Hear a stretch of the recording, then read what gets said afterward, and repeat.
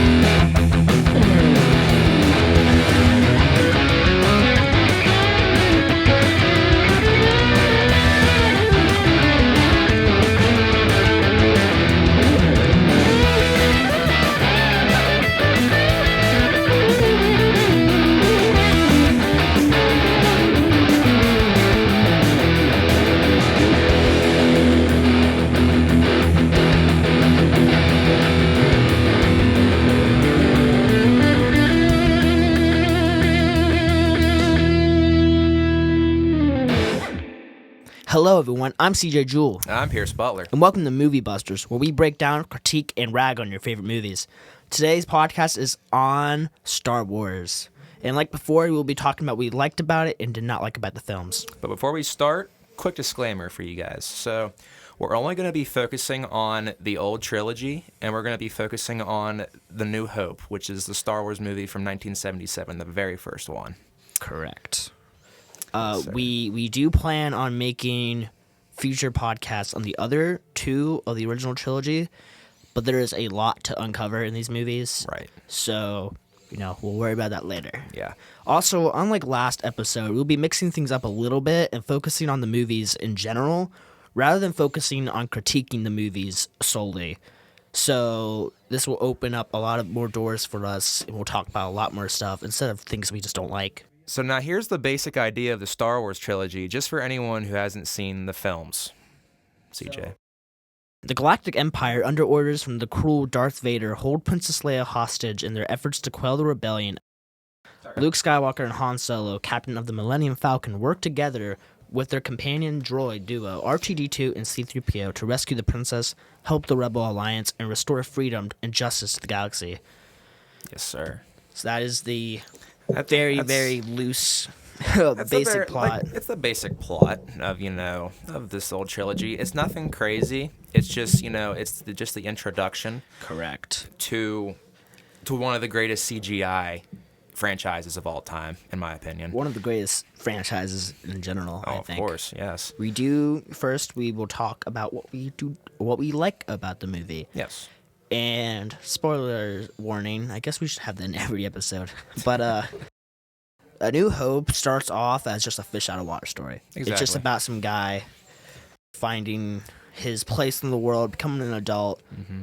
It kind of reads like an old soap opera. Exactly. Almost. I always wondered, at the beginning, how Luke Skywalker even found the power of the Force, and then he became a Jedi. That is... So the whole idea, anyone who knows Star Wars knows what the Jedi is and what the Sith are. Yes, exactly. But for right now, we don't know much about that. The only thing we know about is a little bit about the Jedi and a little bit about Darth Vader from Luke's uncle, I believe. Yeah, it's Obi-Wan Luke's Kenobi. uncle. Exactly. Obi-Wan Kenobi. Also known as one of the greatest Jedis of all time, and my course. personal favorite Jedi.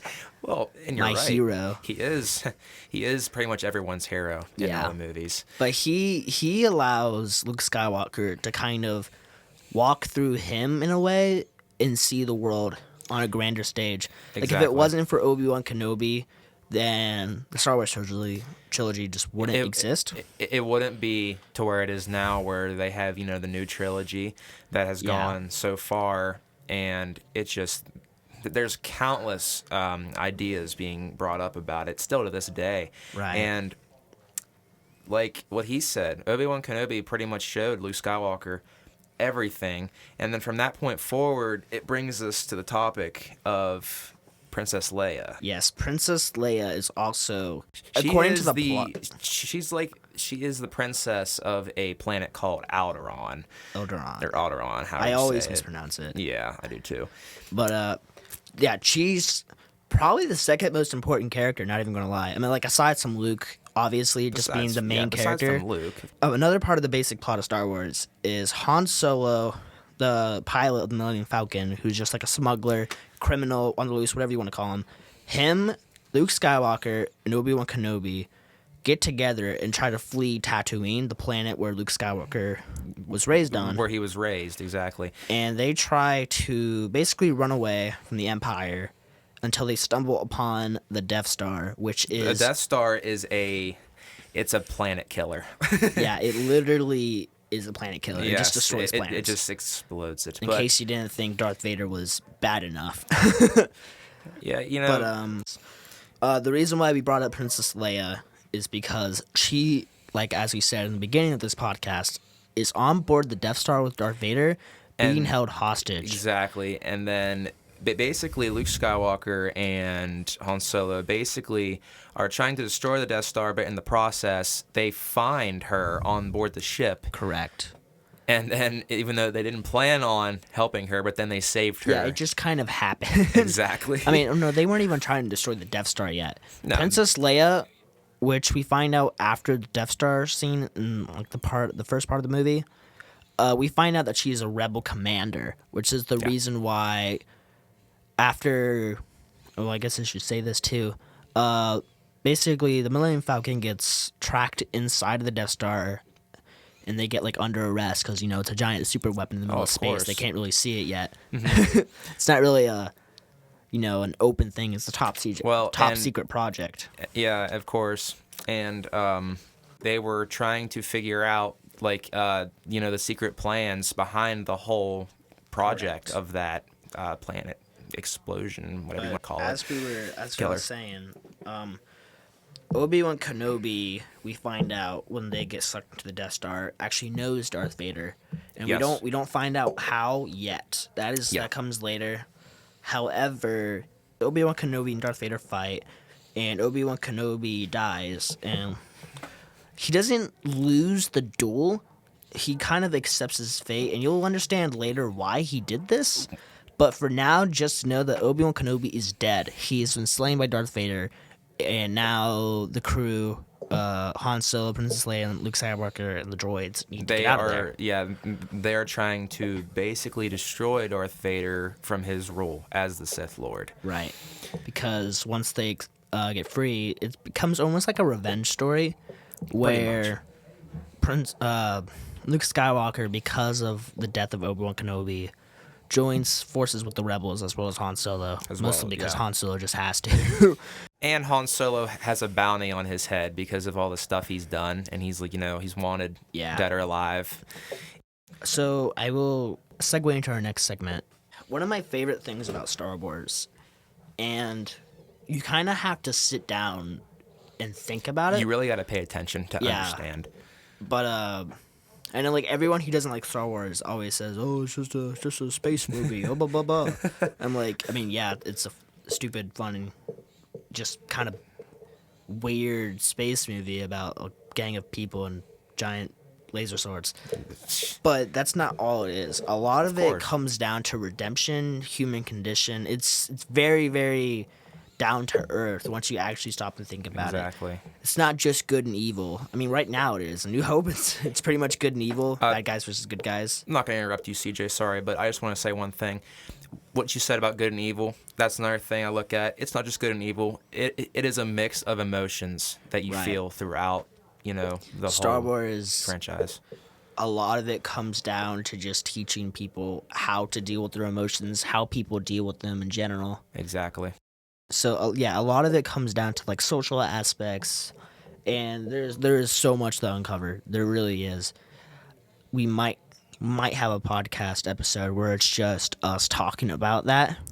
There's a We lot of might need a secrets to guest. be undone, and there's a lot of problems to be solved. But I'm telling you, the future from now, it will be future episodes. They're going to be amazing. You guys are going to love it.